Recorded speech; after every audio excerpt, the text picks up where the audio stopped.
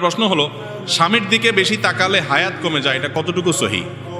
লা হাওলা ওয়ালা কুওয়াতা ইল্লা বিল্লাহিল আলিয়্যিল আযীম।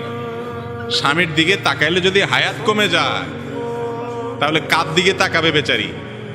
এটা কোনো কথা হলো? হ্যাঁ, উল্টা না হওয়া দরকার ছিল, যে স্বামীর দিকে তাকাইলে হায়াত বাড়ে, এটা না হওয়া দরকার ছিল।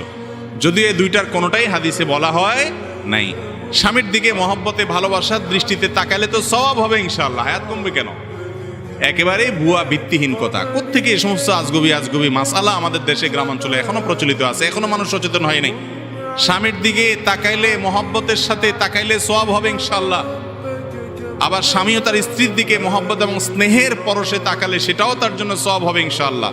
আল্লাহ বলেছেন ওয়াশিরুহুন্না বিল মারুফ, সুন্দরভাবে জীবনযাপন করতে হবে, তাদের সাথে ভালোবাসা বিনিময় থাকতে হবে। স্বামী স্ত্রী যত সুসম্পর্ক থাকবে, যত মিল মহব্বত থাকবে, তারা এই ক্ষেত্রে অনেক বেশি মুত্তাকি এবং আল্লাহ তাআলার প্রিয় মানুষ হতে পারবে।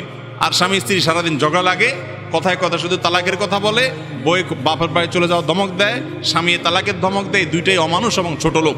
যারা ভুল ত্রুটি হবে, একসাথে থাকতে গেলে স্বামী স্ত্রী অনেক উল্টাপাল্টা হবে, তারপরেও যদি মিলেমিশে থাকে। স্বামীর একটা দোষ দেখছি, আমার স্বামীর অনেক গুণ আছে মাশাআল্লাহ, যেগুলো অন্যের মধ্যে নাই। স্ত্রীর একটা দোষ দেখছি, মনে করতে আমার স্ত্রীর একটা দোষ পাইছি, বহু গুণ আছে আল্লাহর রহমতে। ক্ষমার মানসিকতা থাকবে ইনশাআল্লাহ, এই স্বামী স্ত্রী মুত্তাকিদের মধ্যে শামিল হবে, যদি অন্যান্য দিকগুলো তাদের ঠিক থাকে।